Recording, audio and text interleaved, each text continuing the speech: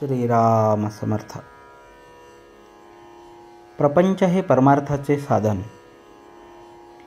फार दिवस नोकरी केली की माणसाच्या मनाला गुलामगिरीची सवय लागते, हे चांगले नाही. काही दिवस तरी माणसाने मालकी हक्काने राहायला शिकले पाहिजे. नोकरी करीत असतानाच अनुसंधानाचा अभ्यास करावा, म्हणजे पुढे नोकरी सुटल्यावर जितका वेळ मिळेल तितका अनुसंधानात जाईल. प्रत्येक मनुष्य जन्माला आल्यापासून परमार्थाचा अभ्यास करतो आहे. प्रत्येक मनुष्याला आनंद किंवा समाधान हवे आहे आणि त्यासाठी त्याची खटपट चालू असते. खरोखर परमार्थाला दुसऱ्याची गरजच नाही, मग दुसरा कोणी आपला परमार्थ बिघडवील कसा? जगात जे आहे ते सर्व चांगले आहे, आपणच तेवढे बरे नाही. दरवाजे, खिडक्या हे जसे घराचे साधन आहे किंवा आपल्या गावी जाण्यासाठी आगगाडी हे जसे साधन आहे, त्याप्रमाणे परमार्थ साधण्यासाठी किंवा परमात्म्याच्या प्राप्तीसाठी प्रपंच हे साधन आहे. नाहीतर नुसत्या प्रपंचामध्ये सुख नाही. प्रपंच हा इथून तिथपर्यंत सगळा सारखाच, गरिबाचा असो की अडाण्याचा असो, अधिकाऱ्याचा असो की कारकुनाचा असो, या देशातला असो की त्या देशातला असो. प्रपंचाचा धर्म जो उणेपणा, अपुरेपणा किंवा तात्पुरतेपणा, तो कधीही कुठेही बदलत नाही. म्हणून जे आपल्यापाशी नाही ते ज्याच्यापाशी आहे त्याच्या प्रपंचाला पाहून आपण भुलून जाऊ नये. आहे त्यात समाधान ठेवावे. परमार्थात अधिकार कोणी कोणाला देऊन येत नसतो. आपला अधिकार आपल्या कृतीवर अवलंबून असतो.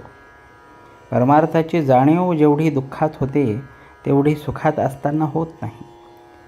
ते सुख शेवटी दुःखातच लोटते. ज्या जाणीवेने आपण सर्व ज्ञान मिळवितो ती काय आहे हे जाणण्याचा कोणी प्रयत्न करीत नाही.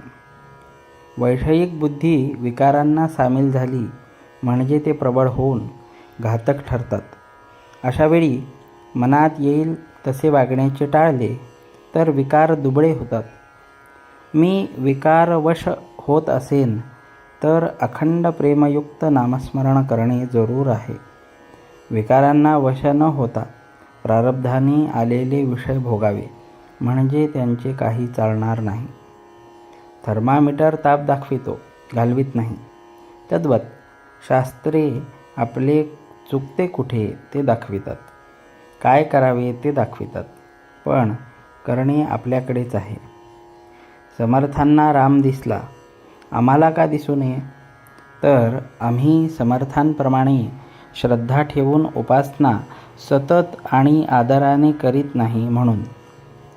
कसेही करा, पण मी रामाचा आहे ही भावना जागृत ठेवा.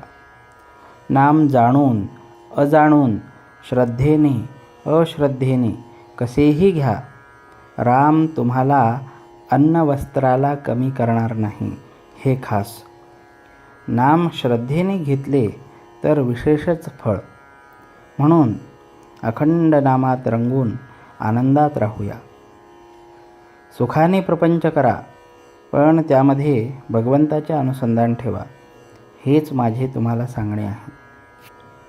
जानकी जीवन स्मरण. जय जय राम.